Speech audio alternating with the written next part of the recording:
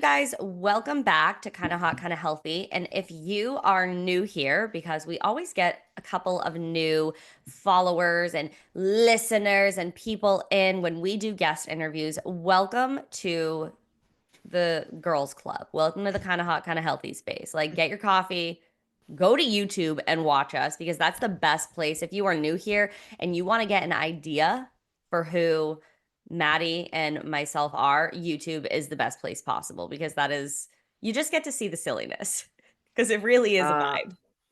100%. And plus, I have my new, well, it's not really new. I've had this camera, having been using it out of pure laziness, and it looks so much better. I feel like Yes. the podcast has been elevating. By the time this comes out, our new intro has been out for a minute, our new music. We're just Yep. elevating ourselves. Yeah, because we've been doing the podcast for almost 2 full years, which is crazy and wild. And I'm Yeah. embarrassed of probably the first 20 episodes. Like they're probably janky as hell. Like As they should as we be. should be, as we should Yeah. be. I mean, but it's just so fun to be in a place where like you see the progress happening and it's like, let's be real. People that are watching us on YouTube, they want a little bit of elevated with the delulu of it all. So we're giving you that. Hmm. We are giving, we are serving. Maddie's camera is definitely looking better. I I love it. I might need to invest in a new camera because now you're giving me all the vibes. Like it is just, she's looking cute. And we love that. We love that for a Friday recording day. The next thing I need to elevate is my headphones. So, my question is why do you wear headphones? Because when I plug in my mic, I can't hear anything. Like it Oh, blocks it blocks. the Okay. speaker. That makes sense. So what I could do, and I might do that, is plug in my wired headphones. But then whenever she comes on, we can play around with that for a little bit Yeah. of a second. I just don't like how you can like see the background, and it just looks less put Okay. together. Yeah. Honestly, yeah, it's not that big of a deal, but I understand it. Yeah, I was always curious Yeah. why you wear headphones. And I guess I never asked because sometimes I will wear headphones. Like if there's people in my house, like it doesn't pick up on the mic, but it's distracting to me. So I'll like put in Hmm. my headphones. So I was like, maybe that's the purpose. But most of the No. time, I can just like vibe out and speak into the void and like no one's here. So it's just like it's quiet, we're vibing and oh, I am excited. We have a good guest today, you guys. Do you want to give her the intro? She's going to come on and introduce herself because we always love when guests do that because they're going to speak about themselves in such a authentic way. So we want to give them the space to do that. But this is a little preview of who we are interviewing today and chatting with.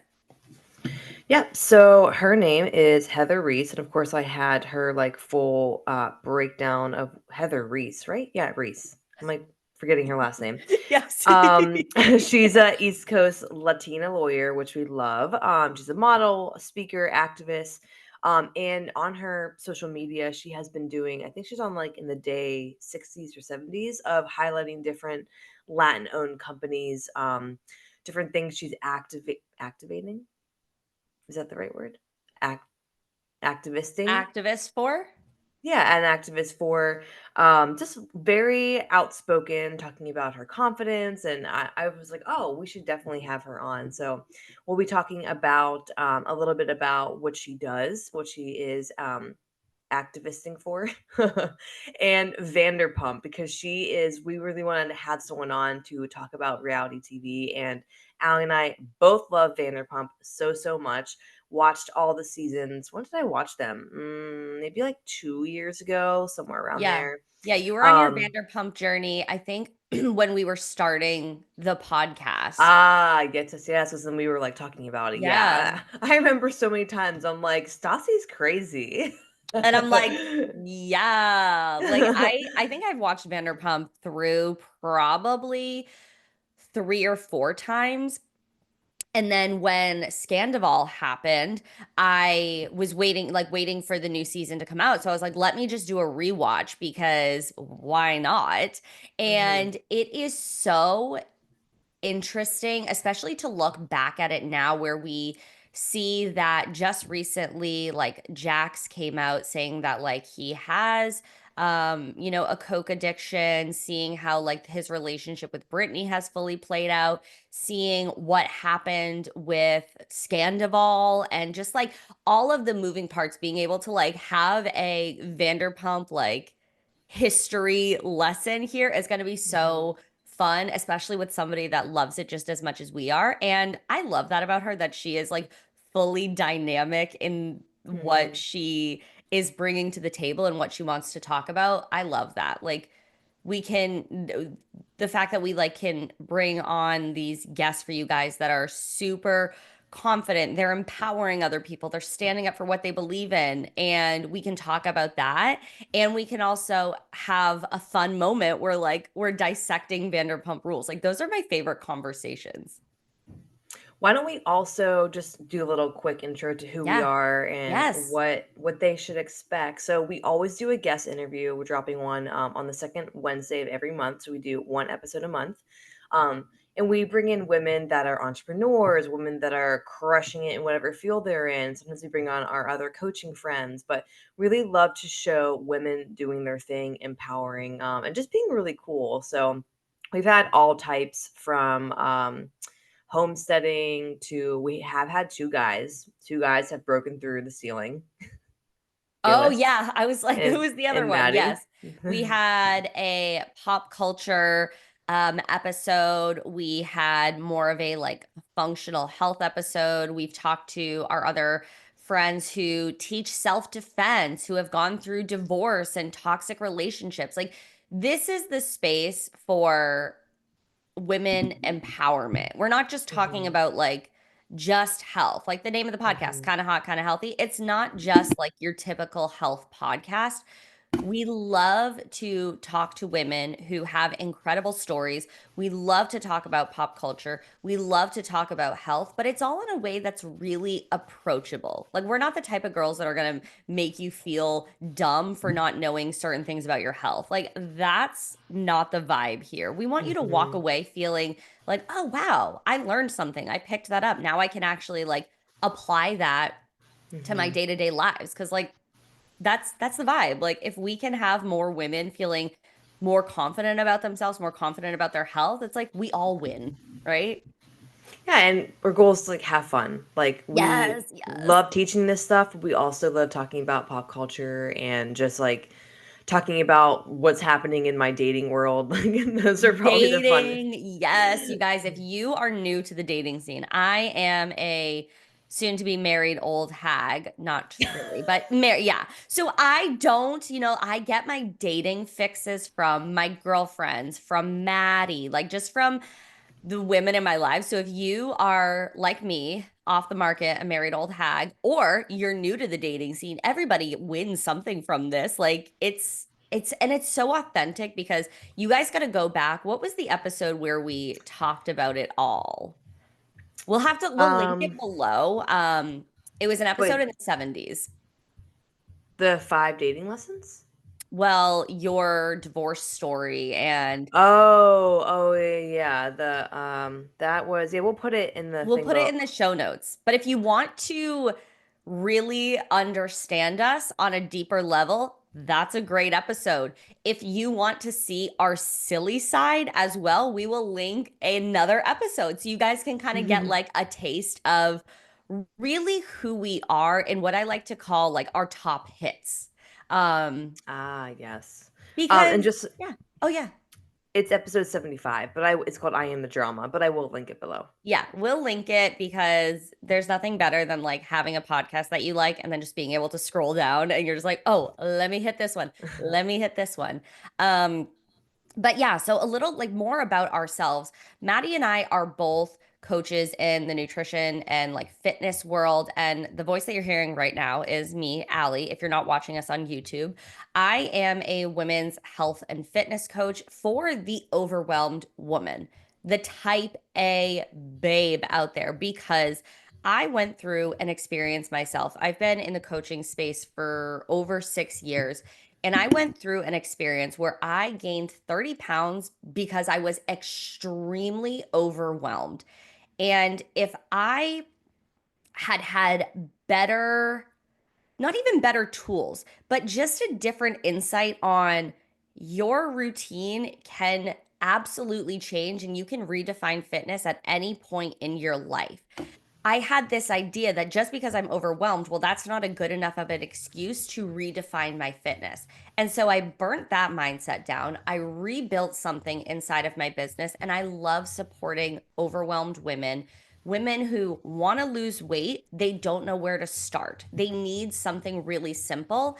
And I get those women the results. Like, you don't have to do this crazy shit that you see all over TikTok, all over Instagram to lose weight and to keep it off. That's really my zone of genius. And I would love to answer any questions you had. I had like a little bit of a brain, my brain was like "Ugh," for a second. The coffee hasn't hit. But if you vibe with that sort of energy, we will link both of our Instagrams below. But I'm on Instagram at the Anti Overwhelm Coach because that is something I truly embody. And Maddie is another coach. And this is why we wanted to start a podcast together because, as much stuff as we really align with for coaching, we have two different zones of genius. And that's what makes this podcast a really incredible space because it's so collaborative. So, Maddie, give the people your intro. Yeah, so I am Maddie Martinez. I focus on getting women lean and strong.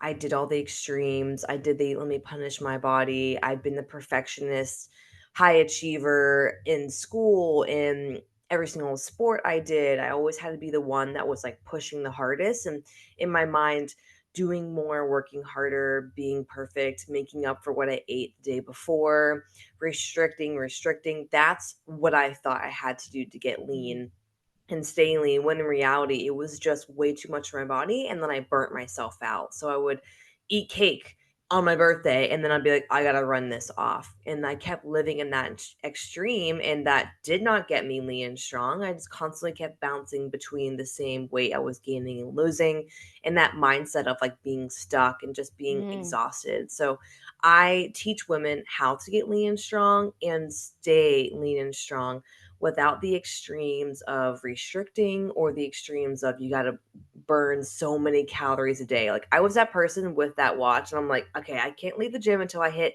a yep. thousand calories burned. You got to close your rings. You got to burn a certain amount of calories. Like, you live Literally. and die by the watch. Yeah, and now it's like I literally don't wear a watch. Well, one because I broke it, but I didn't replace it because I'm like I don't need to know how many calories I burned. I had this lifestyle and this routine that allows me to focus on the things that truly make the biggest dent, and I focus Mhm. on consistency to a realistic routine. That's why my clients love what we do, because they get lean and strong and they stay lean and strong without the guilt and the extreme methods that they use because they're a freaking rock star at work. They keep the house afloat. They keep everything going because they are really good at what they do, but they just don't know how to connect that with their health and fitness. So that Mm. is what I do. You get lean and strong and you stay lean and strong. You can find me on Instagram, Maddie Martinez. Maddie with a DDY, by the way, not IE. Everyone's been spelling it IE lately. I don't know why, but Maddie Yeah. Martinez dot coaching. I just changed my handle a couple months ago by the time this comes out. And I do have a 6 week summer starter program. And that when this comes out, it'll be like into summer, but it'll probably still be open. So you can message me starter if you want to talk about that. But Heather emailed and she said she is here with the She's in the link. waiting room. Yes, I Oh, can okay. see her. Yes. Gotcha. Um, Last note. Yeah. This is the space where you are going to come and learn and feel seen and laugh and cry and be validated. And this is really the space for women out there that are feeling like, where do I fit in? Like, where can I be with women that I really connect with? And that's the space that we like to cultivate. So if you like this episode, at the end of it, share it on your Instagram story, share it with a girlfriend who needs to hear it. Press all the buttons if you're watching on YouTube, because that is how we can reach more women. Because if you enjoy this, other women are going to enjoy this. We're going to let Heather in the waiting room and we'll start with the interview. So Heather, we're so excited to have you here. We gave you a little bit of an intro, so why don't you go ahead and just tell us like who you are, what you do. We'll go from there. Yeah, sure. So my name's Heather Reese. I'm a personal injury attorney in Philadelphia, Pennsylvania. I'm also a plus size model, and I do content creation and activism as well. I I love did that. not know you were in Philadelphia. I don't know why I didn't put two and two together. Yes, it's my favorite. I mean, I'm a huge fan of New York because I go to New York a lot on the weekends because that's where Mhm. like the modeling scene is so much bigger there. Mm. But yeah, no, Philly has my heart and soul. I'm there every 5 days a week. So. Oh wow. I just went to New York for the very first time. When was it? When did I go, Allie? March? I can't even March, remember. yeah, March. March. And I was like, oh my God. Like I went to a Broadway show and I was like, I could live Oh my here God, in which like a one? heartbeat. The Harry Potter Cursed Child. Oh, I love that. Real Women Have Curves is a really amazing Broadway show that just came Mhm. out. It's an all Latina cast, so I loved Ooh. it. I got to go to one of their it's like they call it like a preview dress. Yeah. And it was like the most amazing show I've ever seen. The talent, I think Mhm. they said like 90% of the people, it's their first time on Broadway. Wow. So good. And I took my fiance with me and he had never been to Broadway. And I was so nervous because, like, sometimes like people just don't get it if they don't They get it. don't get, yes, yes. But I was such a good show. It was such like a funny, lighthearted show that it was great for his first one. So I was like, thank God, because like I could not take him to like, one that's strictly singing and not that much of a plot for his first time Right. because he would have been so overwhelmed. Yeah, no, actually, like that is I love Broadway musicals. I just like it's you just feel so happy and excited, and you're watching people just be so passionate on stage. And so not everybody gets the Broadway scene. I am totally like that is my space where I will just get so like geek out about and get super excited. And I was talking my fiance and we went to see Wicked, and he like never didn't see it on Broadway. I've seen it on Broadway multiple times. I was like so excited. If I do karaoke, I am singing Defying Gravity. Do I sound good? No, but I'm singing it. We saw the movie and he was like, "Wow, that was so incredible." And I was like, "Yes, like you see the vision. It's so good." So, oh, I love that. And is that show, what was the show called again that you saw? Real Women Have Curves. Real Women Have Curves. And that is that new, like that's pretty It, much brand new. so it was a movie. Okay. I think they screen adapted or did the adaptation for Broadway. And it's like literally the most amazing. It's got a lot of like really important topics right now. Yeah. They talk about immigration. They talk about like cultural, just like growing up in a Latina family, finding yourself, like wanting to go out on your own, not be like in your family shadow. It's really so good. There's like humor and like serious. It's like I just remember I filmed myself like reacting to it at the Yeah. end, and I was like, I laughed, I cried, like, and I Mm. was like, this is such a huge, like, an amazing show. Like, people need to go and see this. And I've like literally told everyone, I'm like, you need to go see the show. It's such an amazing show, and I love Broadway. Like, I love Yeah. going to New York. I love that everything feels so um I don't even know how to explain it, just like artsy, right? Like everything Yeah. these Mhm. people wearing different patterned clothes and you're like art, like streetwear. Yeah. You know what I mean? Like, but Yeah. if I were to wear like two different patterned clothes and like I feel like Philly, it wouldn't hit the same. You know what I mean? No. Mhm. It just has such a different hit when you see like somebody in like a leotard and then a trench coat and like combat boots in New York. You're like, art, fashion. Yeah. Yes. If I were to do that, people would be like, "What? What are you doing?" You know what I mean? That's why I love New York. I just think it's got such a taste of everything. Yeah. Oh, I love that. So, how did you get into the modeling scene? That is incredible. Yeah, so it all started on Threads. Like I owe Threads so much of my life. Like it Mm. really changed my life, which I never thought it would because it's like still kind of like an unknown platform. I feel like not that Yeah. many people utilize it.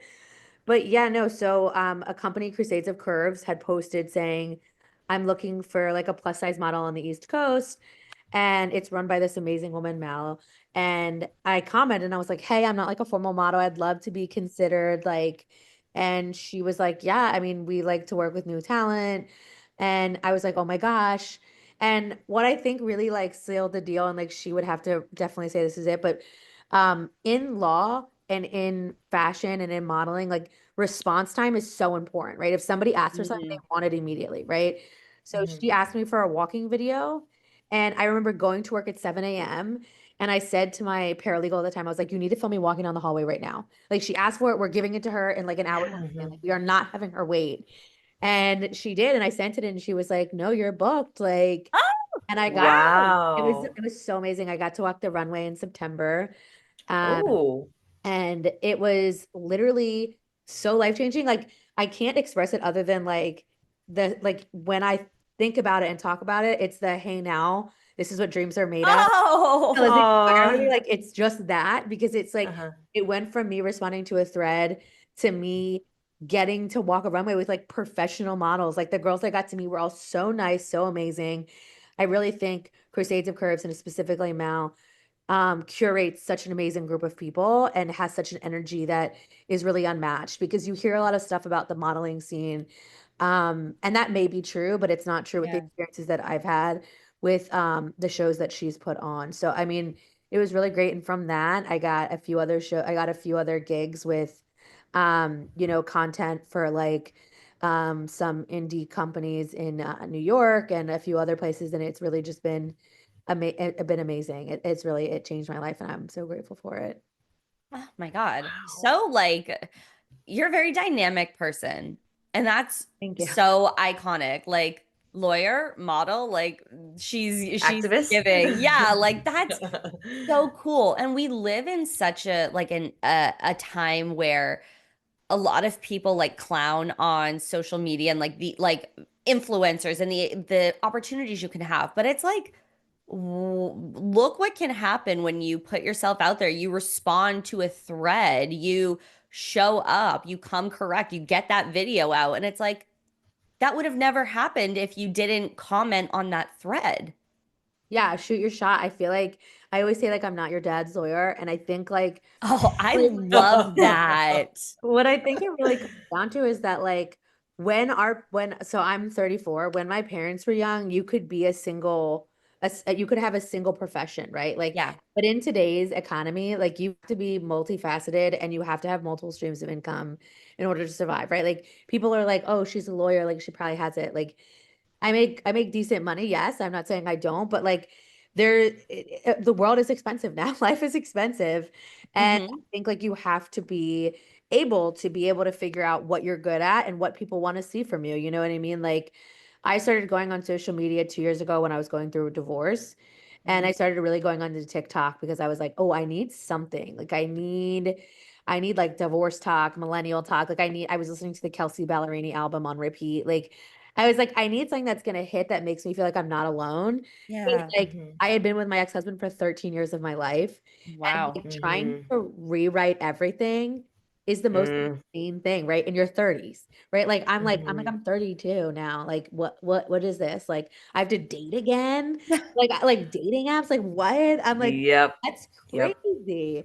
So I mean, social media really did give me like an outlet to me being able to say like this is my journey and healing from that. And then I said, I really want to start connecting with my culture. I'm Peruvian, I'm adopted. And I said, I really Mm. want to meet other Peruvians and other Latinas. And from Threads, I also started a series where I showcase Latino owned businesses.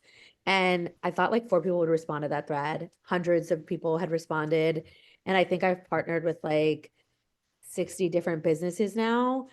Wow. And that changed Awesome. my life, right? Like it all came from a thread where you're just like, shoot your shot. And I think going through the divorce, I said to myself, I'm never going to not ask for something that I want. I'm going to go for everything and let Oh, somebody tell me no. Yeah. Oh man. That's a good nugget right there to just take away. I'm never gonna ask, or I'm always gonna ask for what I want. My brain just like, I don't know where I went for a moment. Um, Maddie, do you want to add something to that oh, for experience? sure. Yeah, very similar because I and when this comes out, everything will be finalized. But I just got a divorce, and I was with him for like basically 10 years. And it was like probably, I think maybe like a year into like things like realizing it was gonna happen. I was just like, my whole life is changing. And I've had numerous people ask me like, would you go back and do it again exactly how you did it? And like almost like yes, because that version of me when I met him to a couple years in to a couple years, that's like five versions of me ago. Like I can't imagine living my life like that and being that person that I was. And it is kind of like a rebirth. Like you just kind of reminded me, I'm like, damn, like I can make crazier, I can be more delusional, you know what I mean? And not say no to different things that I want to do. But I feel like divorce just changes you on like such a cellular level because you don't realize how much you're being held back, not just by the marriage, but just like the stuff that you believe, and you just grow through that because it's challenging no matter what. But it's just so similar. I know exactly kind of like how you're feeling with that because I met him when I was 18 and I just started dating. Yep. I just started dating in April was my first month of dating. And I was like, whoa, this world is different. It's so crazy. No, it's so Yes. crazy. And honestly, um, one, congratulations on how like I hope Thanks. the divorce going through and everything. Because you know what it is it's not even like people always say this to me. I've been on so many podcasts where people are like, how do you not have like bitterness or ill will towards him? And I said, because at the end of the day, his happiness and success has nothing to do with mine. Like Hmm. I because at one point I really did love this person, right? Like I was 18, Hmm. right? Like Yeah. when you're 18, it's such a different mindset. Like I would have never, if I had met him as a 32-year-old adult, never dated him, would have never A dated him. 100%. But at 100%. 18, you're looking for all these different things in somebody. Yeah. And I think like you grow apart or you grow together. And I'm Yep. like, not that I don't want success with this person or happiness, because I do. Like I'm still best friends with my ex-mother-in-law. Like she's literally coming to Awesome. my new wedding. Like Oh, Oh, it, wow. I mean, it's a crazy thing, right? Like you're so young, Uh-huh. you go through a decade together, right? Like which is Yeah. in your 20s, like you're 17 different people. Like, yeah. and it's Yeah. so hard for people to get that. Like it's so hard for people to understand because they're like, you know, like how is it that you're just like okay? And I'm like, what do you mean I'm just okay? Like you have to just be okay, right? Like there were tons Yeah. of days like I was crying listening to Rolling Up the Welcome Mat. I'm telling you, you should listen to that album. It Okay. is the perfect album for a divorce. It's her going through a divorce, and it goes Uh-huh. through each and every layer of feeling alone, and then this person loving you more when you were 23 versus who you are at 32, and Mm. that you're never going to lose yourself again. Like that album, like I have threaded her so many times being like, girl, that album gave me life and is the sole reason that like I was able to get through everything because I just remember thinking like I how am I going to get to the next day? Because when we first broke up, I called my best friend and I said, "How am I going to breathe when this man has been my oxygen for so long?" Oh, Oh. And she was like, "We're going to get you an inhaler." That's what Oh. we're gonna get you an inhaler, and one day you'll realize that you never needed that inhaler and you're able to breathe. And it's like even harder when you've been such an independent person and people view you so independently, right? Like I've always tried to be an independent woman, and you don't realize how much you don't know about yourself until you have to figure out who you are again. Like I'm like, do I eat red meat? Like, do I eat pork? I'm so used to getting a burger to bring half home. Like, do I even like burgers? Like, do I like onions on cheesesteaks? I don't know. I was so used to ordering that way because those were the right. things that like Wow. he ate. So I'm like, damn man. But it has been. I'm actually getting a tattoo of a phoenix. It's honestly been such a rebirth. It really is because Mhm. you get this Yeah. amazing opportunity to get to redefine yourself in your 30s. And I think your 30s are such a beautiful age. Like I'm Mhm. so grateful to be where I'm at now. And I think that saying is really true. Like if he wanted to, he would.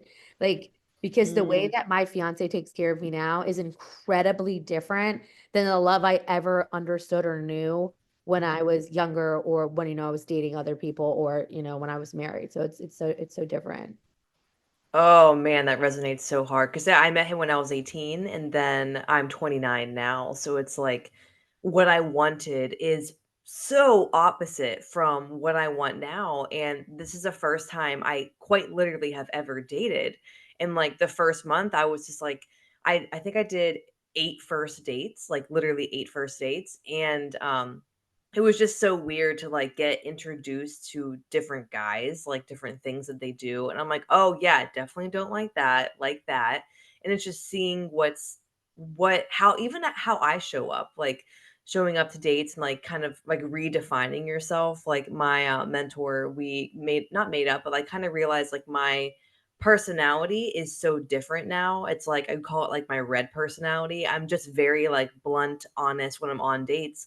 And it's not only like refreshing for the guys, but also it's like I'm not here to like waste time or be like this Bambi victim. Like, I want to see what you're going to do and I want to see how you're going to show up. And that's not when I was 18, I was like, please pick me. And now I'm like, I don't even know if I like you. Yeah. Absolutely. I love that. And I think, you know, in your 20s, your late 20s and your 30s, when you date again, you really realize that like you are the prize. I'm Yep. like, I'm like, what did you do to deserve me? Like, Yeah. Mm-hmm. it's like Yep.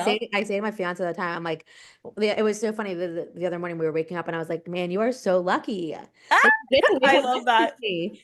And he was like, yeah, I am. And I was like, I feel Oh, so lucky to wake up next to you, right? Like you should be just as hyped about yourself as I am about me, right? Like Mhm. I think self-love is so huge. And when you Yeah. really learn that and you don't seek validation in others, the way you Hmm. date and the way you go about finding people, attracting even friends really Hmm. changes because you're like, damn, I went through this huge thing, which is this divorce, right? Which is like change, like you said, changes you on a cellular level. Like everything Hmm. about what you thought, because you mourn the death of someone who is on the earth still. Like Yeah. you mourn somebody that's still walking the earth, living a life just in a different time space than you. And yeah. it's Yeah. like incredibly tough, right? Because you're still Yeah. going on. You're just your timelines are in different spaces now. But yeah.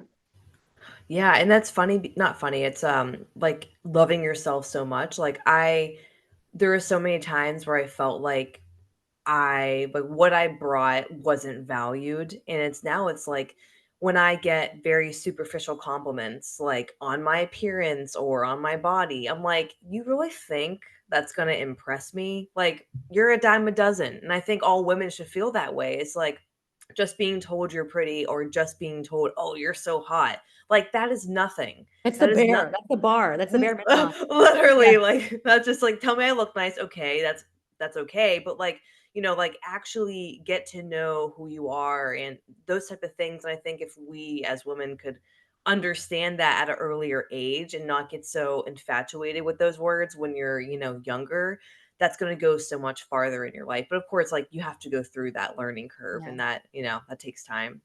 I Absolutely. mean, like we all listen to like Shania Twain say like that don't impress me much, but like we're all here just like, oh my God, like I that's like it's know. when I mean when you're 18, 19, like it Yes. it means the world. And it's funny Uh-huh. because you both like were with your ex-husbands for like 10 years and I'm with my fiance. We'll get married around our 10-year anniversary. And it's like we were 18 and 19 when we met, and holy fuck, have we changed and evolved. And like we had moments where it was like, do we both want the same things? Are we gonna go down this journey together? And like we both just had such a transformation because like when you're 18, you're freaking a kid. Like Mhm. you don't know what you want. You don't know anything. You think you do, but it's just such a crazy thing. And to watch Maddie go through this experience, it's just like I have seen her transform and like pick the bar off the floor and be like, I am not like no bare minimum. The bar is here. And if you Mhm. are not meeting that, then like I deserve more. And so, oh man. I love that. Yeah, Yeah. no, that's an amazing. Divorce to me, divorce has been like a beautiful thing. I'm like, that Yeah. was like my greatest teacher. And we did a whole episode on like what happened because like I didn't talk about it for a while, obviously. And it's like kind of like you said, like with your ex, like I would never bash him like behind the scenes or publicly because I don't think it's really mature, but like it taught me so much, and I could not go back to who I was before. Like, I'm happy it happened. Yeah, biting your tongue has definitely been super, super, super important for me in going through this, right? Because I also have this like public brand where like I'm on point all Hmm. the time. And people will like catch you, like they'll corner you and they'll be like, well, what about this or this? And I'm just like, mm. And like I have so much respect for my ex-mother-in-law. Like she is Yeah. an angel. She is the most amazing woman on this earth. I love her till the end of time. And I'm like, I respect her too much to ever say anything bad about this other person. Yeah. Hmm. Because for me, it was never about who was right or who was wrong, right? The only thing I ever wanted to be clear on it is that he left me. And the only reason I wanted that to be clear is because when women who are in professional jobs marry Yeah. men who are in lesser jobs in the viewpoint of financial stability, people always think it's the woman, right? They're like, she outgrew him. She became a lawyer and then she thought she was somebody. And I was like, no, no, no, no, no. The record's going to reflect the facts. The facts is the Mm. person decided to leave me, which is fine. They are totally allowed to do that. But it had nothing to do with me outgrowing them, nothing to do with my career, me thinking I'm better than this other person because I don't care what job you do, right? Like it's not I Hmm. didn't care at 18. I don't care now at 30. Like for me, I'm like, no, are you a good person? Do you make Yeah. me feel good? Or, Hmm. are you somebody that I think would be a good father? Like those are all the factors I'm looking for in people now. Right. I was looking for when I found my fiance, and I'm like, no, that's the only thing I've ever cared about the narrative of the divorce. Because I'm like, Hmm. minus that, like we all heal in our own ways. You know what I Yeah. mean? Like you gotta just kind of be like, damn man, this moment happened, but like it was such a beautiful moment in time where you're like, no, I grew into this amazing person that I love Yep. so much, and I'll never let anybody dull my shine. And I'm just like, I get to love myself in such a different light because you're older now and you're more sure of yourself. And like you said, I like, when the bar is so high now, right? Because Hmm. you realize what you will and will not accept from another human. And you're Yeah. like, no. And I hear young girls who are like, oh, well, like he was so nice to me. I'm like, that's the bars in the subway sometimes with guys. And like, that's Yeah. Subway. higher. Like that's not Yeah. that's like the lowest tier of where somebody should be nice, polite, respectful. Those are like drop-in standards. Yes. Yeah. And Yeah. and like, do Yeah. not think that that's like some amazing chivalrous action because like I can tell you, I've never carried a single one of my bags since I met my fiance. I don't carry bags. I don't open doors. And like to me, like I didn't even realize like that's like a thing, right? And I'm Yeah. like, Hmm. oh, like I'm this independent woman, but this man carries my bag and opens all my doors. And Yeah. now I stand in front of a door sometimes and I forget, and I'm like waiting for him to come by and open it, and I'm like, wow, when you love the right person, you come into your like soft era. It's really crazy. Yeah. Oh my, I have to, we could probably talk about this, like Maddie, the can I whole, pause you for a second? I'm sorry. yeah. You are okay, it went away. It was What happened? it was very staticky for a moment. Oh, Sorry. I is it was good hearing now? it and I was like, no, it's good now. I don't know what Okay. was happening. But That's I couldn't let it go on because I was like, it's okay, there we go. You're good. Okay. So okay. sorry, resume. Um, no, it's okay. The one of the first dates, it only ended up being like a first date only because it was just like a friend vibe. But he opened every single door, and we went to a dinner and a jazz show, and then he was like, "Oh, I do want to keep staying out." And I was like, "Sure." And then he's like, "What do you want to do?" And like, I hate nothing more than making plans. So I was like, surprise me. And I went to the bathroom, came back. He had a whole nother set of things for us to do, like paid for everything, walked me to where I parked in a parking garage, figured out the whole, like, the parking garage was closed, the whole thing. So incredibly nice. I got home and I was like, wow, like I am never opening another door. So my mind was just blown. Like, from dating different guys, and the current Yeah. guy I'm seeing like opens every door and just is so like orders the food for us. Like, you're right, it makes you so soft. I am like a soft little butterfly just enjoying my I time. know. I'm like, I'm just a baby. Literally. Like, Oh you my gosh. do that. Yeah, no, it's definitely it's amazing. Oh, I I love love that. that. So I want to pivot and hear more about your career. Like what made you think like, okay, I want to go to law school, I want to become a lawyer, I want to step into this position. Yeah, so when I was younger, my best friend, her dad was a lawyer, and I honestly hated school. So instead of going to school, sometimes I would go see him do like court stuff. So I'd go see him do like arbitrations and Oh, trials. wow. Because then I was like, well, I'm doing something educational, you know what I mean? Like it's not like I'm, causing a ruckus with my friends. Yeah. So I remember seeing the first arbitration that I saw. I mean, he's done millions, but the first arbitration that I saw, which is like a mini trial, in Philadelphia. It was the way he spoke with the clients and the way that he was able to portray facts in a story to the arbitrators that everyone was so moved. And I just remember being like, yeah, that's what I'm gonna do. Like Yeah. that, the power that he had, the control that he had, and the empathy that he had. I was so moved. And it was the way that his client looked at him and the way that the arbitrators were so like just wrapped in the words that he was saying. Um, and it's not like you get to give different facts. Like the facts are what the facts are. It's Right. just the way that you get to say them and the way that you get to advocate for them for your client. So he also did personal injury, and we represent injured victims. And I said, "Oh my God, that's what I want to do." And I remember going home and being like, "I'm going to do that." And I moved in with his family when I was like 15 because my mom traveled a lot. Um, and ever since then, he had been my mentor, and I just watched him to go to court. And I told him I was going to go to law school, and he was like, "That's a horrible idea." And I was like, "No, I'm gonna go." And I remember when we used to go on like family trips and stuff, I would see him like on his BlackBerry at the beach, and I was like, "That's so crazy." And last summer we all went away, and I had my laptop on the beach, and I'm like, "I'm literally you. Oh I've my found God. you." And it's this beautiful moment of mentorship that you really get to see that I think is so important. So for me, it was about working with victims and advocating for people that, had been injured, not for of no fault of their own, um, and just needed somebody on their side.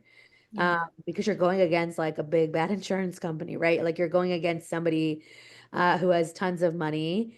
Um, and I just think sometimes the little person doesn't have, the strongest advocate. And I've always felt like using my big old voice was going to be good at something. And yeah, I went into it, and I first interned at the district attorney's office working with domestic violence victims. So I used to work Wow. Mm. in family courtroom where you work with contempt for PFAs. So people who had violated protections from abuse. And that was my other taste of working with victims. And I said, this is work that I want to continue to do. But unfortunately, when you work in the public sector, the financial isn't, I mean, you don't make as much money. That's just the reality, right? Yep. And I had a lot of student loans. And I said, I'm not going to make it in the public sector financially. So I Yeah. went Mhm. private, and I said, what's another way that I can work with victims and advocate for them? And personal injury, I got to see what, my best friend's dad had done when I was younger. And I said, I think this hits the mark in different ways. You're still getting to work with victims, just Yeah. in different capacity. So no, I mean, that's kind of how that came to be. That is so Wow. cool. Just like seeing your your friend's dad in action, so to speak, and seeing the empathy that he had and how people looked up to him and respected him and just he had that authority to be a voice for people that were not being heard. And you saw that and you're like, wow, like that is so impactful. And at the age of 15 to know what you want is so rare because you're a kid. Like you are young. Your brain is like you're going 80 million different directions. And so that is such an impactful moment in your brain and I'm sure that that grounds you. Like if you're ever like what am I doing? And it's like, no, like I really know, like this is what I'm meant to do. This is to my core. I had this moment. I'm watching him on the beach on his BlackBerry.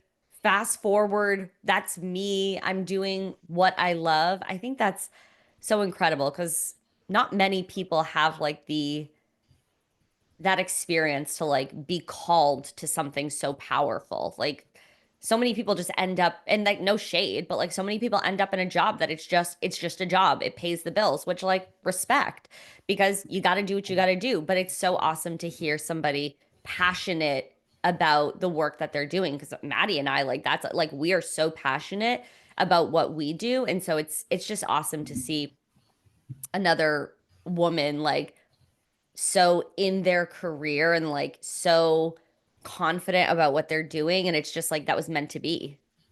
Yeah, no, it's been an amazing experience. I think, from 14 to 18, I definitely had my share chances of getting, not being probably the best person. But I think that common dream was always something that stood in my brain that was like a little bit more of like that voice on my shoulder being like, don't do anything too crazy. Yeah. Because like, are you going to be able to justify this to people when you want to become a lawyer one day?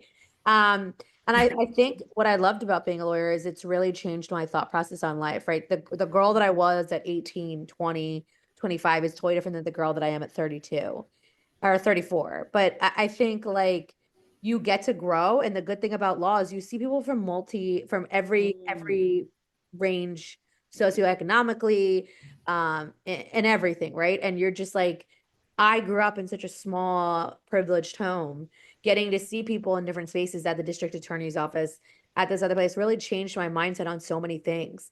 Like I'm so grateful for that, the career in law, because it taught me how to see things very differently and being able to evaluate them on a different scale, right? Like, does this matter? For what purpose and for what reason am I having this conversation?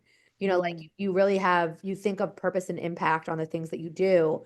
And I think that to me has been the driving force, because there have been tons of times where I've fallen, stumbled, and I always say this, like I'm by far the least perfect person, and I've done and said horrible things, I'm sure, over the course of my life. But what I've loved about being a lawyer and being the person that I am today is that there's been so much opportunity for growth as both Mm, a human and both as a professional, because I always said I'm never going to be that lawyer who's like, I'm going to fake it till I make it because I don't want to commit malpractice. So like if I don't know what I'm going to tell, I'm going to be like, I don't know it. Tell me what to do. You know, right. like I go to my bosses all the time and I'm like, hey, I don't understand this. I don't know this. Can you help me? And I think a lot of people, especially women, especially minority women, get caught up and afraid to ask for help because it's looked at differently. And Mm, I don't know if it's because I'm adopted and I was raised in a white home that yeah. I was always taught to ask for help, right? Like if I didn't know something, I was never Mm. shamed to ask for help. My Yeah. mom is a computer scientist. She was in a time frame where women weren't in that field of itself, right? Like in the 50s, Yeah. she was probably one of the few women that were at her job. And she was like pretty like up there, high powered. So she was, Yeah. if you don't know something, you don't know it. And you're gonna say it, because what you never want to do is give people expectations that you can't meet. Like always undersell and overperform, right? Like Yeah. that way, like say this is what I know and then blow them out of the water, but never be a person that's going to be like, I know everything. I'm really good at everything that you could ask me to do, Mhm. because I think that's where you set yourself up for like some troubles. Yeah. Yeah. We see that all the time in the health and fitness world. I mean, there are numerous times where, we get potential clients and they're dealing with issues that are beyond both of our, what we know and what we're comfortable with. And many a times there's a lot of stuff we can do that works on the basics. It's going to help their outlying, whatever kind of health issue it is. But I'm always the first to say, like, I'm not sure about that. Let me Yeah. ask my mentor. Let me find someone who can help you with that, because I never want to be responsible for something that, like, I clearly have no idea of Yeah. how to work with. And I think that's where a lot of people find, unfortunately, more other coaches or programs that say they can fix everything when they don't know anything. And that puts the Yeah. person at risk, which is scary. Yep. Yeah. It's disappointing because there's a lot of people that don't know what they say they know, Hmm. and they have a lot of people trusting them based on followers, right? They're like, oh, this person must be really qualified, and they end up potentially in a worse position. And like that's the worst thing that we can see, because it's like you're trusting us with your body, your health. Like that's such a huge thing. And so that's kind of another reason why what we like to talk about on our podcast is like what red flags to look out for, like questions you should be asking a potential coach or practitioner, because at the end of the day, like you have to protect yourself. And I always say this, and one of my mentors was like, you shouldn't say that, but I said this. I was like, I never want to be the smartest person in the room. I want to learn from everybody. And that's not a diss to myself. That means that I'm putting myself in spaces where I can learn from people. I can get stories. I can aspire for more. And she was like, that doesn't really sound like you have a lot of confidence. And I was like, no, no, no, no. That's like the complete opposite. I am really confident in who I am, but I want the opportunity to be surrounded by people that know way more than me, because that means I'm going to have the opportunity for more growth. So yeah, yeah, never, not afraid to ask questions, but I can also understand from like being a white person that like it's it's almost like it's safer for me to ask those questions versus like a minority woman, because there might be an experience where like you don't know that and there's like judgment and then there's fear around that. So that's a really interesting point to bring up and an important point to bring up. Um I'm looking at the clock, and that is like going to be a hard pivot. We're having this like really important conversation. Is there anything you want to wrap up in the professional aspect of your world before we like dive into the Vanderpump of it all? I mean, I think the only big thing is like I would piggyback off of what you said regarding like especially health and fitness, right? So like Yeah. I've had so many trainers promise me thousands of things, right? Like I can get you to lose this much weight. You can do this, this, and this. And I have lupus and RA, and I always disclose that to my trainers. I'm like, hey, my Yeah. body can't function the same way as some people. So I've worked with trainers that like push, push, and push, and they don't realize that like when you push somebody Mhm. too much and it's an autoimmune condition, we're gonna have a flare up. And then I'm not able Mhm. to work out for a long period of time, right? Yeah. And I think that's a huge thing, right? Is that people, Yeah. especially in the health and wellness space, have to be very transparent. I also feel that same way about GLP-1s, right? Like Yep. I was on Zepbound and I never wanted to hide it because I always wanted my weight loss to be something attainable for somebody else. Mm. Because I am on the internet, people do see me.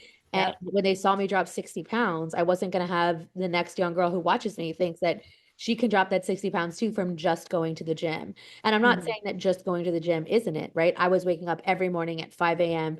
doing an hour workout with a team and a trainer. Like I changed I mean, obviously Zepbound changes the way you eat.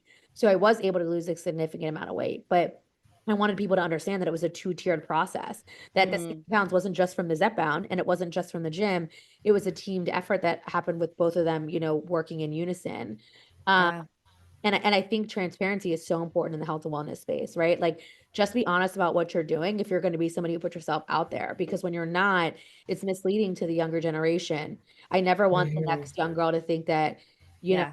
she has to do something. And I think a health journey is not linear. And I always stand by that. Like Mhm. I Yep. work out 3 times a week, sometimes one time a week, sometimes 2 times a week. I went to my personal trainer twice this last week. But then there are some weeks that I don't, right? Because I do have flare-ups. There are Yeah. some times where I'm eating salads all week, and then there's sometimes where I'm eating 2 slices of pizza on my couch. And Yep. like for me, my journey is my journey. And it's about being healthy, being able to lift myself off the ground, especially people that have autoimmune conditions. That was my biggest fear. That's why I went on the Zepbound. That's why I worked so hard at the gym, is because at the time in January of last year, I was like 315 pounds.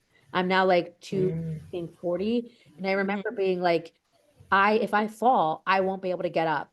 And at that Mhm. time, I'm like, I'm not going to call my fiance to have him pick me up off the ground. I never wanted to be saying that needed somebody else, right? Like, Mm. Mhm. as Yeah. much as you're in that soft girl era, you also are like, I need to be independent physically. Like I Yeah. can't have Yeah. that. Yeah. So I think like health journeys are really important. And I love that you guys are, asking people and being transparent about what people can achieve from the things that you're offering. Cause I think you're hitting on such a vulnerable group when you're going after certain Yes. people. And Yeah. so Mhm. really trusting what people are saying. And sometimes they follow exactly what you say to a T, but their body just doesn't function that way. Or they have deeply embedded things that aren't that simple. Like maybe they have a thyroid Totally. issue, maybe they have diabetes, maybe they have autoimmune, and your body just doesn't adjust the same way. And you don't necessarily lose weight the same way. Mm-hmm. Totally. Yeah, and that's such a important thing that, Maddie and I'm sure well, I'm assuming for you, but I'm pretty confident in that. We talk about with our clients, like the expectations that you are going to have when working with us. We cannot fix we don't snap our fingers and you get the result. We are supportive. We're here for accountability. We're here to be your biggest cheerleader and also give you a kick in the ass if you need it. And we help you manage those expectations because I remember when TikTok was like potentially going away, all of these influencers were like, it's time to come clean. Like, I never actually was working out 5 times a week, like, blah, blah, blah. And OMG, I mean, we can have assumptions when we look at influencers or whatever, but they're coming out and saying this, and they're like, oh, I never disclosed this. I was on a GLP-1, but I was selling macro courses and blah, blah, blah, blah, blah. And it's like, it's not a problem to be on a medication, but it is a problem when you're profiting on a course that you're selling and you're not disclosing that. And you have all of these younger people and even, people our age, like it doesn't really matter what age it is, but you see, we're scrolling and we're like, wow, like I'm doing everything that these people are saying, but my body Yeah. isn't changing. And it's just, it can be harmful. So that is what we speak on and the messages that we're putting out and the conversations we have with our clients. We are so transparent because we're not going to be those type of people that are like scammy energy or making false promises. We've had our own physical like fitness struggles and we've been on our own journey. And so we're going to keep it real because I'm not here to like profit off of people's Insecurities. insecurities, their health struggles, they're one of the most personal things to them. Like that is the biggest, just it makes me so angry, especially when all of those like TikToks were coming out. It's like, I have a secret. And I'm like, that wasn't a secret. You are like committing fraud. Like Right, what? it's a scam. That was terrible. Yeah. And I do remember that. I just remember being like, for me, like again, I understand people want their right to privacy. Sure. However, when you thrust yourself into the public light, right? Because that's kind of like the legal terms that some people use, right? When you are thrust into the limelight by your own decision, Yep. you are then held to somewhat of a different standard. And that Yes. standard is transparency because TikTok is a platform that is used by young kids. Like my fiance's nieces watch it. They're like in their tweens and even younger than that. They're like 5, 6, 7, 8, 9. Like my niece watched it. Like you're significantly younger. You're Yeah. absorbing this information at such a high rate, right? Like Yep. Yeah. information that we were never absorbing at such a high rate. Like, don't get me wrong, the 2000s had their skinny girl era where Yeah. the high jeans and you wanted your collarbone to show and you wanted your hip bone to show. I remember all that.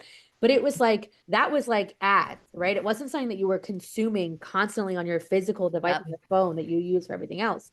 And for me, it's like I don't care. I don't care if you're on a GLP-1. I was on a Yeah. GLP-1. That's not it. No shade, whatever works. But it's like if your basis of your platform is in the plus size community and you don't disclose this information and then you drop a ton of weight, it really is it's doing a disservice to the community as a whole because it's Yeah. not about you losing weight, babe. Like it's never been about you losing weight. I want everyone to hear that loud and clear. I don't care if you lose weight. I love that you lose weight. If you lose weight for the reasons that you want to lose weight, it's not my business. Your Yeah. body isn't my business regarding why you do or that you did something.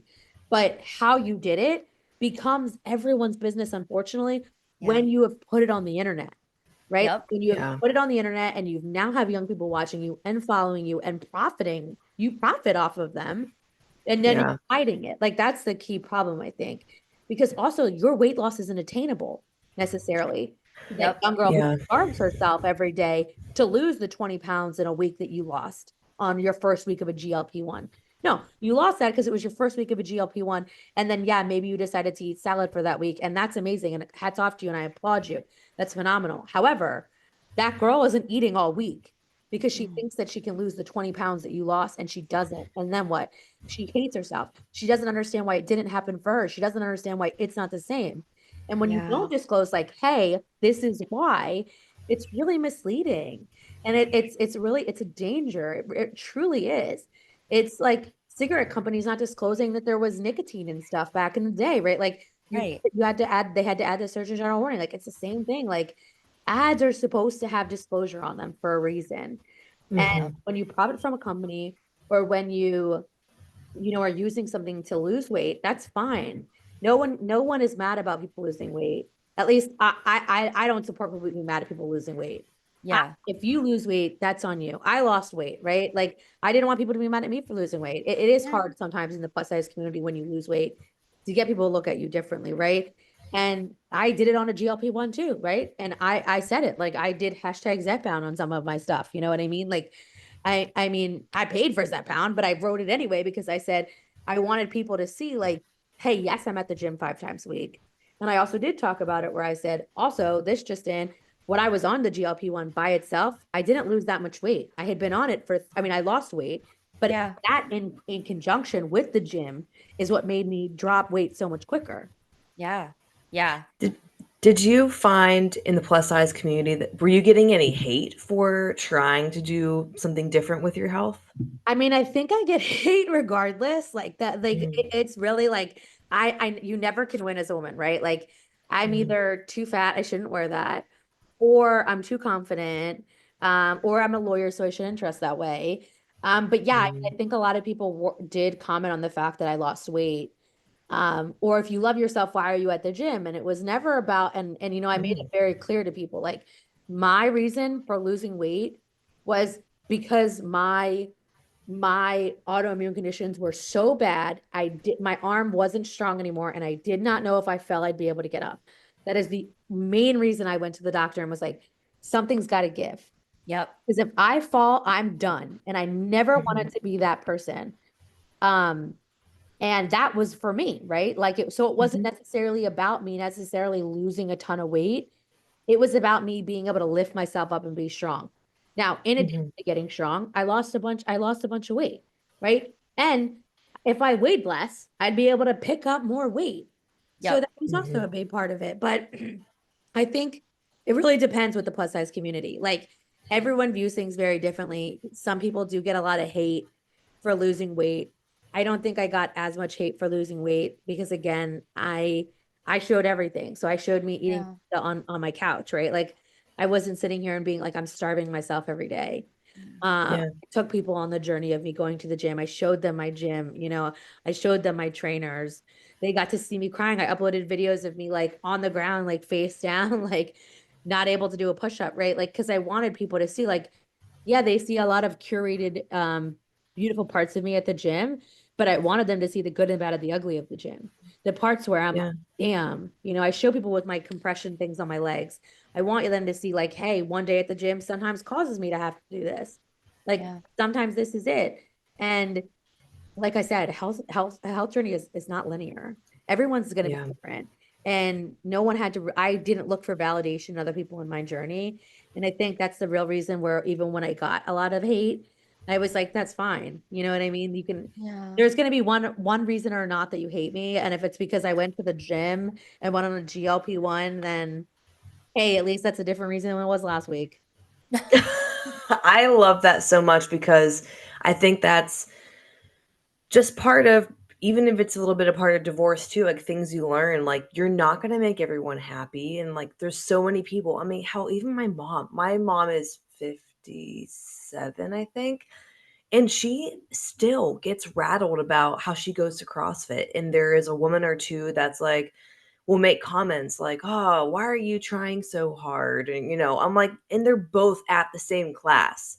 My mom Mm. was like, "Because I want to do this. I love doing this." And a lot of some of her former friends who are in the same age range are like, "Why do you go to that crazy gym? Why do you go for such long walks?" And they like get mad at her for living the life that she wants. And she's like, I hate those comments." I'm like, "Mom, they're just jealous that you're doing the things that you want to do and you're really happy and you're athletic and you're living your best life in your 50s. Like, you can't let people bring you down because they're upset they're not doing that, or they're just projecting their insecurities, and you're living your best life. You're putting yourself first and putting your health first in whatever way that you need to, having an autoimmune disease. And I think that's like, if we could all understand that and learn that at an earlier age, to Yeah. not live our life based on what other people are saying and what they're projecting, you're going to live such a fuller life. So it's really cool to hear that also from another woman having gone through divorce as well, who is really good at doing that and showing other women how to do that too. Thank Yeah. you. Yeah. Yeah. Oh, I love that. All right, let's hit the top. I'm watching the clock because Maddie and I are gabbers to our Yeah. core, and we always want to respect our guests' time.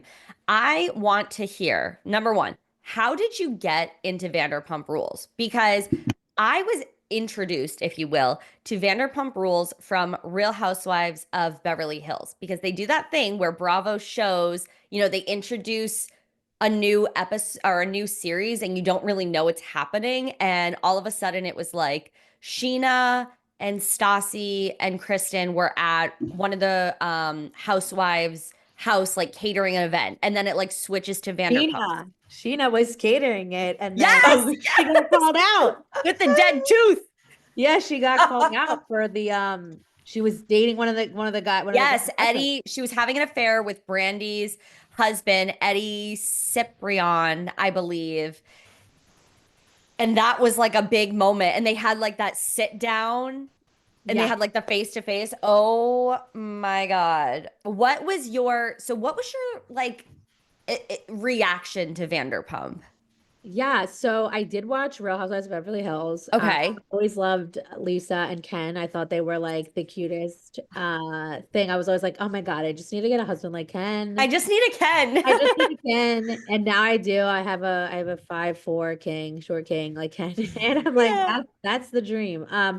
Honestly, I had watched Real Housewives of Beverly Hills, and then Scandal came out, right? Yes. And I think that came out during the pandemic, right? Like, or but right after. It But was, yeah. Yeah.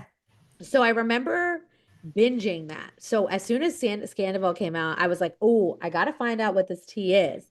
So then I started rewatching all of the series. So I started from the beginning of Vanderpump Rules and watched it all the way through. And I remember being like, oh my God, I'm Team Mariana. Like, what the like, I was like, Yes. that is crazy. And I remember just being like, that can't be right. Like, that just like simply can't be the way that it is. Yeah. So yeah, I mean, that's what really introduced it to me was Scandival, because Yeah. I think that was it for a lot of people. A lot of people, sorry, I have to plug this, but It's okay. Yeah, I do agree. I think that was for a lot of people because it had so much coverage. Like it was the big thing because season 8 and 9 of Vanderpump were not great. They were fine. They were not great. So then all of a sudden, this comes out. It's season 10, and everybody is like, what the hell is happening? So I think it brought right. a lot of people back. It brought a lot of people into the universe. And Ariana is just an example of like one of those women that like she picked herself up. She was a phoenix. She is So, now, she had that like upward trajectory of just like she was going and going and going. And it made me so happy that it was pissing people off oh my because God, it's like, Lala was like, you think you're Beyonce now? I'm like, you are showing your true colors that you Yeah. do not really support women. You are jealous of her. And like Ariana is just like, she's unbothered. She's doing her thing. She's setting her boundaries. Like, I don't want to be with Tom. I don't want to be filming with him. And to see people think that she's in the wrong, Yeah. crazy. I think it was tough, contractually. I think about that a lot. I think about what Probably. contracts these people signed. to be on the show, and then what protections do they have in the contracts? Because I'm like, Ooh, technically, you do have to film with somebody if you signed a contract saying you were going to film with somebody, right? Like, what Yeah. was, what attorney got you out of that? Really, like, what was the ooh, reasoning? What was the loophole? Because um, it is a terrible thing to cheat on somebody else. yeah, Um, but was there a crime committed? Right? Like right. have the protection of being like somebody who was a victim of a crime, rather just a victim of a horrible thing. Like again, Oh, I do not stand it at all. That is like not only like it was your friend, like gross, like what a yeah. horrible human. I did think about that a lot though, because I do remember them being like, she has to film. And That's where your brain goes, the lawyer brain. You're yeah. like, what is the Like, does she have to contract? film? Why does she have to film? Did, Yeah. did she agree to film before this thing aired? Like, were there new contracts drafted after the reunion? Or did they have that like blanket contract from like probably season 6 to season 10, like sign up Oh, for season? You know what I mean? And yeah, was that such a significant change that they were able to like evaluate the terms and redefine them because she was such a mega success at that point. And yeah, she could have said, I don't want to be on the show. I'll break the contract, eat the money, depending on if it was just money that she'd have to eat. Because she was everywhere. She yes. was like selling everything on TV. She was in every ad on my Instagram. Like I mean, you couldn't swipe without seeing her. And Right. she Raising was on Cane's, Broadway. Glad trash bags, Broadway. batteries, Broadway, club, another club, airplane. I love that Lady Gaga She was in quote. Chicago. She was everywhere. She was literally Roxy Hart. And Yes. I was like, what? I was like, scandal happens and you land a lead on Broadway? Like, go Yeah. on, Oh, sis. Like, I love that for you. I was yeah. like, yeah, no, it was definitely a crazy. So I came about it from that. Then Yeah. obviously I've been watching The Valley, watched that spinoff, Yep. Vanderpump Villa, Yeah. where I feel like Hannah and Mauricio are Jax and Stassi. Oh, the Jax and Stassi of it Oh. all. I agree with that point. But why And why do you think that? They're just like they're watching their toxic fighting is like literally like watching Stassi and Jax back in the day. Like if Mm. you rewatch an episode of them and then you watch that and you're like, damn. the parallels, Yeah, they because are damning. Mm. they are really crazy. And it is so sad because Hannah is this like, I mean, I guess for all intents and purposes, smart, beautiful woman. Yeah. And it's like, damn, you're like, what's happening? And like, no, I guess like really no shade to Mauricio because I only absorb him from what I see on TV. So I Yeah. don't know how he is outside, but like, damn, you're yelling at women sometimes. Like you're acting like kind of crazy. Yeah. So I feel like And they have the multiple daughters, right, in that real estate show, right? Am I thinking of the right No, you're thinking of a person? different Mauricio. Oh, You're I am. thinking of Beverly Hills, Kyle's ex-husband, or I don't know if they're officially divorced, but Yes. that's who you're thinking of. Yes. no, Gotcha. I'm thinking of the Mauricio with Hannah. Different players. Yeah. Yeah. Gotcha. The Vanderpump Villa, which is also just like a crazy concept for her. But I do love that Stassi is back. Just because I think she has been so desperate for Lisa's like approval and love. And I love that she like owned that in the beginning of the season. She's like, all I've ever wanted is Lisa's like, approval. And I'm like, no, you definitely have, which everyone wants approval from somebody. Yeah. And Yeah. I do, love that for her. And I think her and Bo, though, the fight between them over his sister was Ooh, we covered that. We definitely, a tattoo of your sister, the way that I would say cover it and write my name. The way it yeah. needs to be tatted on your heart, actually. Actually, you know what? Keep the arm. My whole name too, like my whole entire government. Like, Yes. middle, first, and last are gonna be there. And my original last. Yes. Like Yes. maybe we'll do a dash after we say the I do, but like you're certainly getting my name tattooed on your body if your sister's name is on there.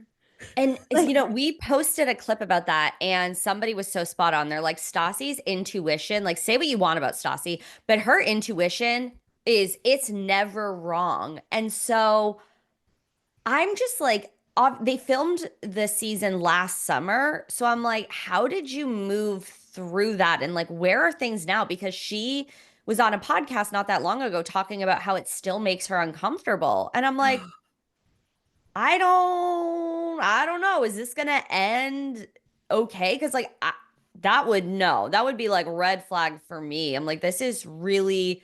an uncomfortable thing. And just based on Stassi's like track record, her intuition is right. Like she clocked Sheena from the beginning. Was she like definitely a bit of a bully to her? 100%. But she knew Sheena. She saw her colors, and like Stassi had that like sex tape kind of going around, and I was like rewatching a clip, and Sheena was like, "Is there anything else you want me to apologize for?" And almost like baiting her to be like, "Yeah, when you were like talking about my sex tape going around." And Sheena's like sitting there, and you can tell she's like wanting to bring stuff up on camera. Like Sheena was always messy, and Stassi called it. But it's just, ooh, that situation is so So icky. interesting to me. I just I maybe it's like I'm not close with my siblings, but like I could never. I mean, I have tattoos with my sister, but they're Yes. like words. They're certainly Yeah, I like not have a her name. tattoo with my sister, but like it's her and mine birth flowers. I would not get my sister's name on my body. I also would if I had a brother. That's even weirder to get Yeah. your Yeah. brother's name like In his right here. handwriting, right? It's her handwriting. Wasn't that what it was? Yeah. I That's weird. I just think it's definitely like I don't know. Like I always say to my fiance because he's from like Southern Delaware, and Okay. I'm like, is this a little Southern? Is this a little like Um, where things are just like people say things to different people that's like okay, where like I've never said to my family, friends, or anything. yeah. And he's like, no, I would. That's the craziest thing. Like I'm like, would you get your sister's name tattooed? Yeah. And we talked about the phenomenon of like when you don't grow up with a sibling or a family member, and you in adolescence, when you grow up with a sibling, you develop a instinctual, for lack of better terms, like a disgust. Like and when you don't grow up with those siblings or close family relationships, there is that instinctual disgust, if you will. It's not there. And so there is this twisted attraction, and we talked about it, and it's like, oh my God, because he met his half sister a couple not that long ago. If I feel like it's Stassi being so uncomfortable with it, which is the thing for me, Yes. which is why I would say like you have to do something about it. Like Yes. because Let's I get feel that shit lasered off. Get it yeah, off like or or get cover her it up. name. She said just get my name. And Yeah.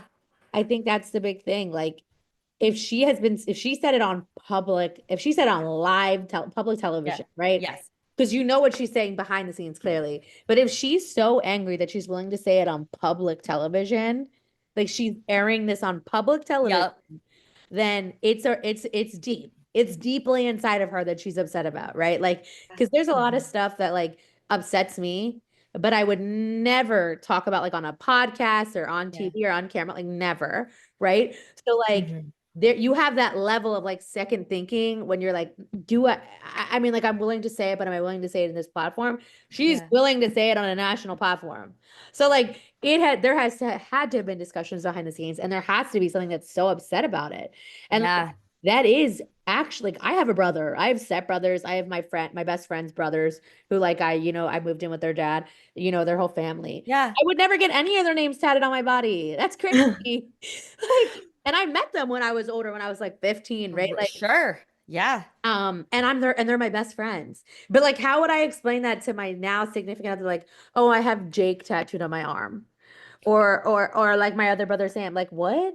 Like, Yeah. that's Yeah. not, maybe like even like an initial, I feel like it's crazy. Like I'm It's trying, wild. unless you're the initial of every member of your family. Like if I did like the initial of Yep. all my siblings, like maybe Yeah. three with the initials next to each like branch. Yeah.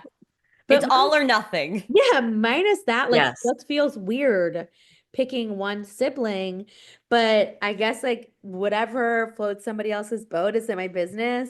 I just was like, damn, she said it on live TV, so she is upset. Like, this was an entire episode about this. And then Oh yeah. explained into the next episode.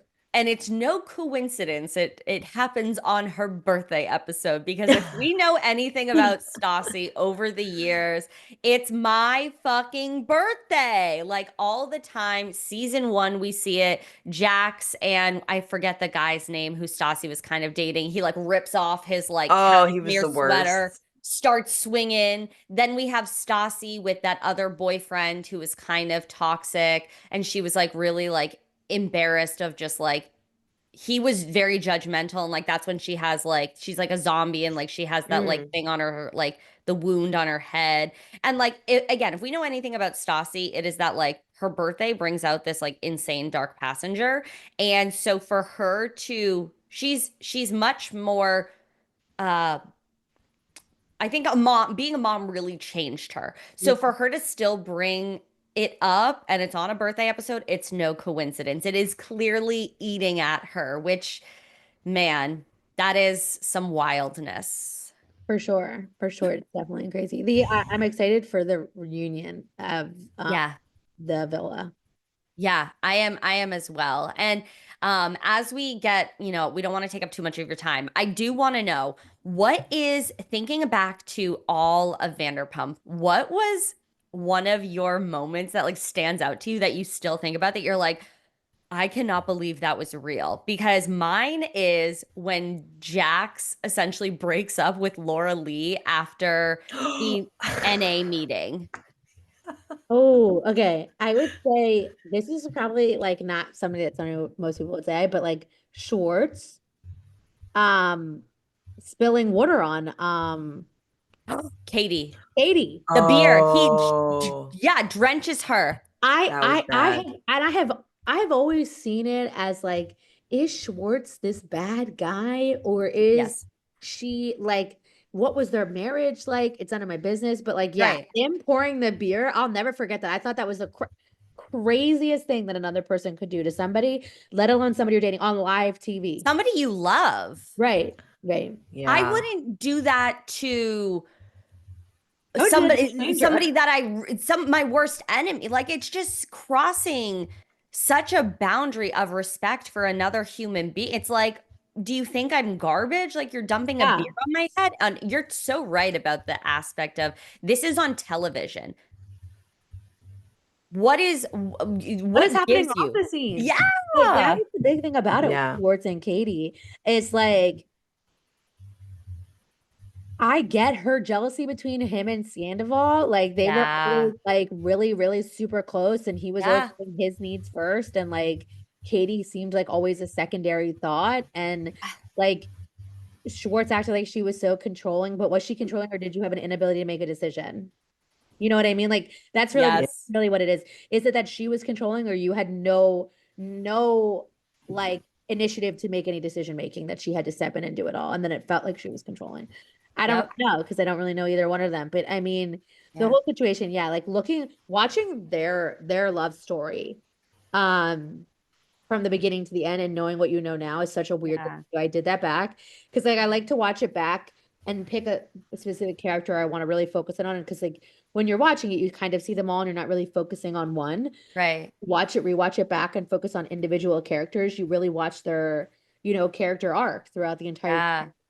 and Yeah. seasons. And you're like, wow, like Sheena completely changes. Like Brock, like we all Yeah. like he smacks one in the face. Yep. I am like I'm like we all like he admitted that to Lisa. You know Yep. what I mean? Like it's a whole thing, and it's like and maybe he's really he seems good now. Again, I don't stand for anything. I don't know what happens. All Right. speculation. Um, but I'm like on live TV, we all talked about this. Yeah. Yeah. It's It's crazy. wild. Maddie, what is your standout moment? It was the scene when Brittany and Jax, they're at the like the house party, and they're like sitting on the couches, and they're talking about her getting a breast augmentation, and they were like talking Oh, about the size. And this was like one of the one of the time numerous times where you knew Jax was like on some kind of drug, and he's talking about like the size that he wanted her to get, and they're like she can like pick what size she wants like for her boob job. But his eyes were like literally insane. Like that is like burned into my memory of that. And and then he said, I'm paying for it. I get to decide. Yes, and he was like the number one guy. I'm the number one Oh, guy in the group. yeah. That might have been that night I too. It think was it just is like a that. I'm pretty sure it's that night. And like now that he's yeah. come out and talked about like he did have, he does have an addiction problem with cocaine. I mean, like the writing was on the wall, but like we didn't know, but now it's confirmed. It's like that speaks volumes to their relationship. And in that moment, like, oh man, that is a It's that the is a voicemail very with Faith. standout moment. To me, it was the voicemail with Faith playing Oh, the audio Fate. Oh for my God. everyone. Rotten hell The audio for everyone Oh, at a party. Everyone. on that the was That aux. She insane. said, "Give me the aux. I'm playing this voicemail."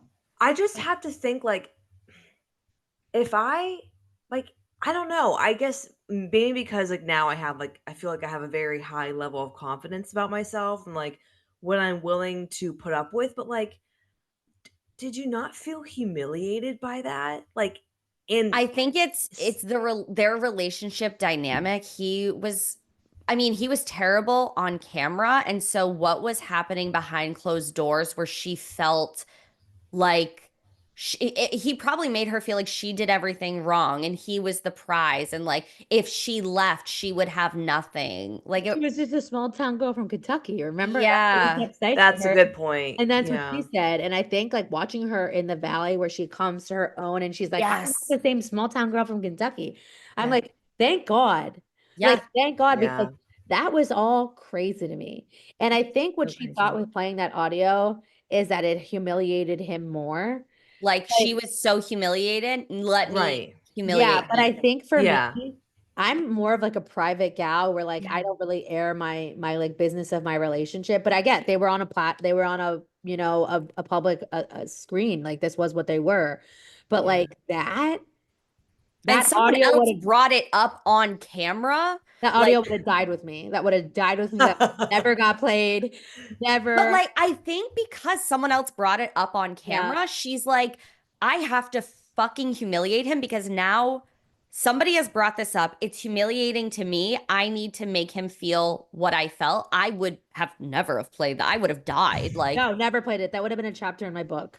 yeah. And it would have been like Oh, finding out what the tape really said. And oh, I would have still, you know what I mean? Like that's some yes. definitely to like because I'm gonna buy that book just to find out what that tape said.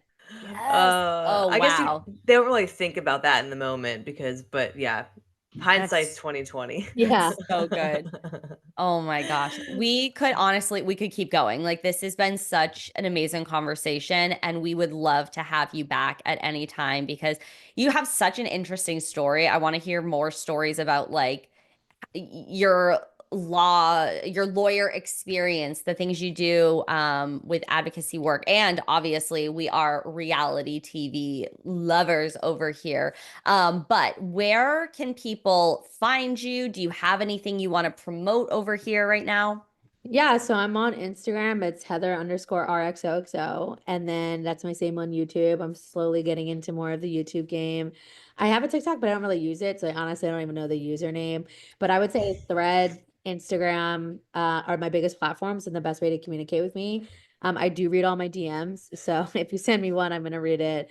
Because I work with businesses a lot that are like small brands, so I have to check. So if you send Yeah. me some crazy, I'm gonna see it. So like don't do that. But if you want to send me some nice things, I'm more than happy to, respond to anybody that sends me, information, wants to ask me something. I'm like to be an outlet or a mentor or whatever I can do to help the next gal. Oh, I love that. That is so sweet. Well, this has been so much fun. Like I love your energy. You are up in that favorite guest category for me because the conversation has been amazing. But yeah, stay on after because we always have to take our picture and we'll see you guys in the next episode.